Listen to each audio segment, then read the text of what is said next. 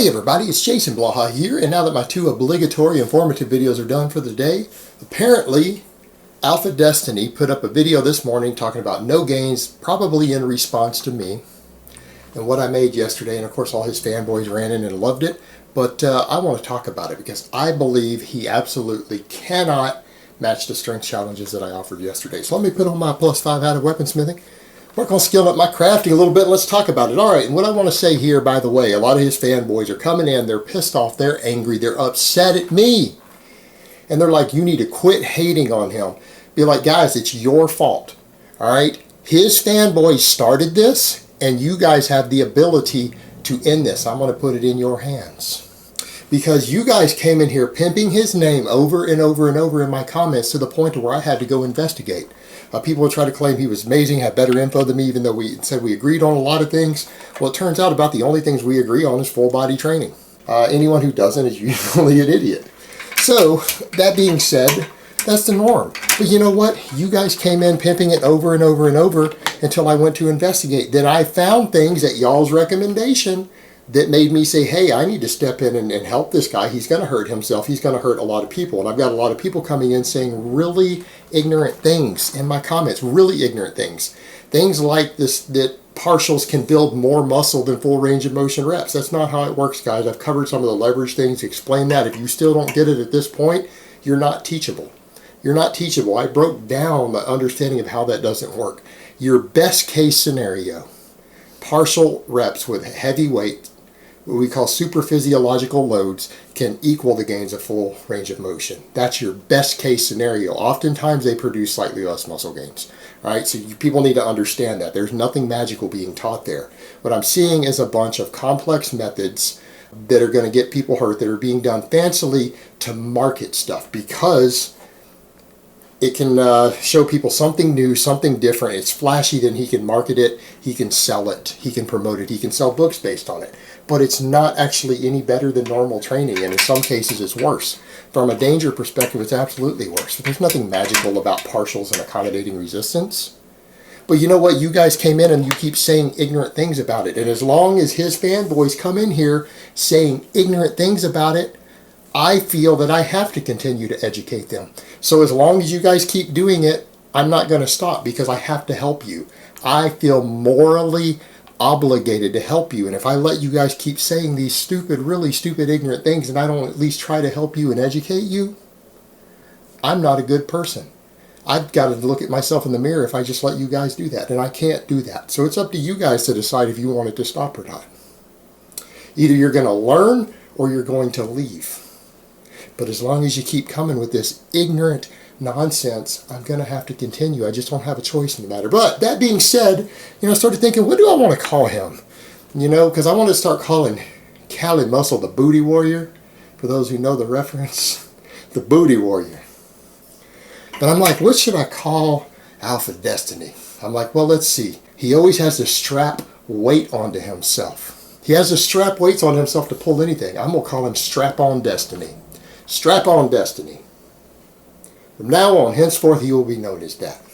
So, what I want to state, he threw up a video this morning, and after watching it, I feel absolutely confident that he cannot meet the strength standards that I set. And here's what I want to say. Strap-On Destiny, if you are not capable of meeting the strength standards that I have set, the little strength challenge I've given you, then you need to admit that the training methods you are using do not work. Because people are claiming, and I saw an old video footage clip of you, I wouldn't call it correctly benching. No, it wouldn't pass on a meet. You did a triple with 315 on the flat bench, but it was touch and go and your butt came off the bench on every rep. All right, that wouldn't qualify in competition. That is not a legitimate rep. I'd go so far as to say that you probably couldn't have done 300 for 3 done correctly.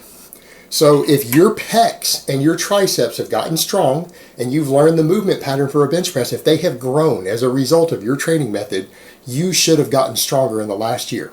Because if all your accommodating resistance has gone up and you feel like those muscles have improved, they've gotten bigger and they've gotten stronger, then your bench press should have improved. You should be able to do a couple of reps,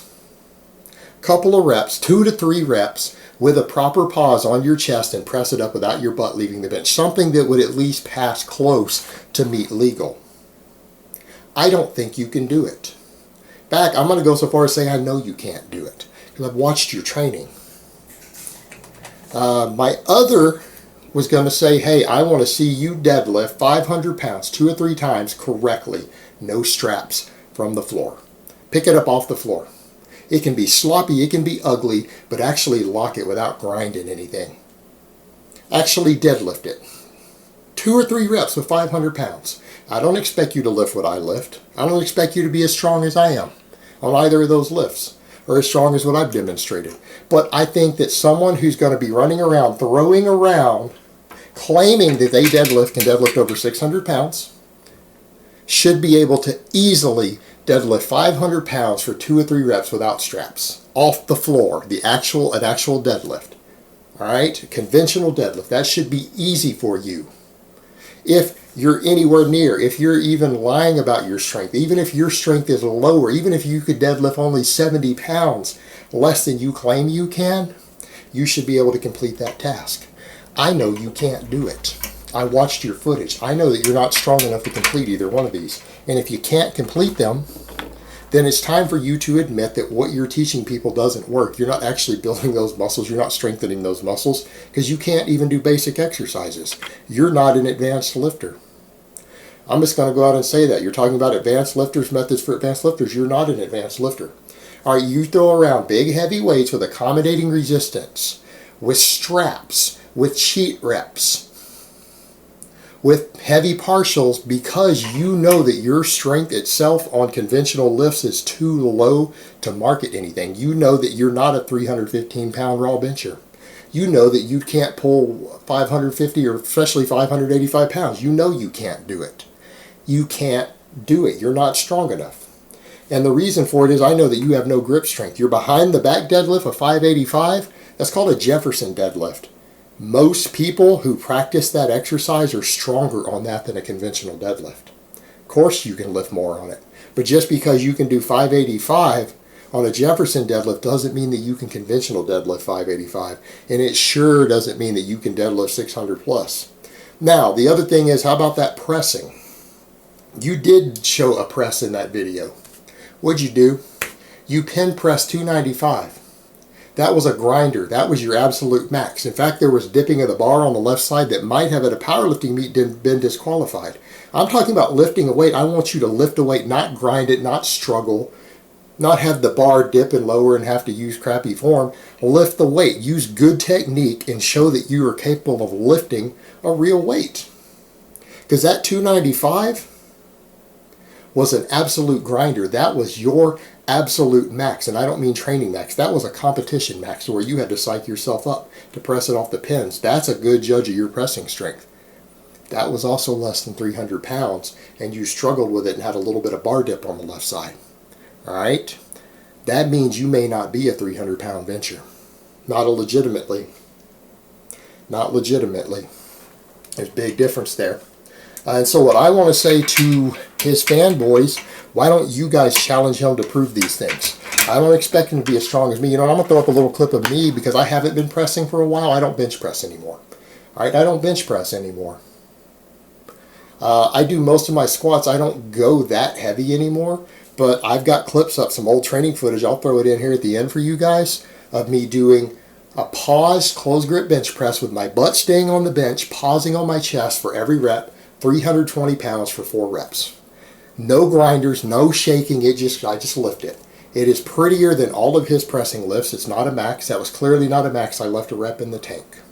All right, 320, and I've got me deadlifting 552 for 3 reps, 552 pounds for 3 reps there. No grinders, no belt, no straps, just walk up and lift it. Did those in the same training session. I don't think it's unrealistic for me to ask that this guy have 90% of my raw strength, who claims that his methods are fantastic, and everyone out there is talking about how much stronger he is than me. He should be able to hit 90% of what I can do. With pause stuff, raw, correct technique, no grinders. So you know what? Asking him to be able to bench 300 pounds for 2 to 3 reps and deadlift 500 pounds for 2 to 3 reps shouldn't be that difficult. If he is an advanced lifter, he should be able to do that. If he's using methods for advanced lifters, he should be able to do that. And if he has gotten stronger since switching to this style of training, if he's gained muscle and strength, this should be no problem for him. So I think that's a fair challenge. And all of you fanboys, you need to challenge him to do that. If you don't, then admit what he's doing isn't working. It's not asking very much. So let's see it, Strap-On Destiny. Don't put up all this other nonsense. Let's see you actually do this. Do some actual real reps. Show that you have any sort of strength base going on. That you've actually made all the muscles involved stronger and that they're actually functional. Even if you say you don't like doing the exercises, that doesn't matter. That's for show. That's because you know that the only way you can lift the big weights you do is with partial reps, accommodating resistance, and cheat reps. And if you have to use straps the way I saw on those pen leg rows, that's not a pen leg row. That's just a straight up cheat row. You're using straps with 365 pounds. I bet when you get 500 pounds on the deadlift, you can't actually lock it out while holding on to it. I bet you can't actually do it. And if you can't grip 500 pounds in your hands for a deadlift, don't be running around talking about how you're strong. All right, that is not even considered impressive by strength standards. In the current world, no one is going to call a 500-pound beltless, strapless deadlift strong anymore. If I were to say that I was strong and that's all I could do, I would be made fun of for it. So I don't think it's asking too much. Put up or shut up. Alright guys, but that's really all I have to say on that today. I hope it's been informative, and I will talk to you guys next time.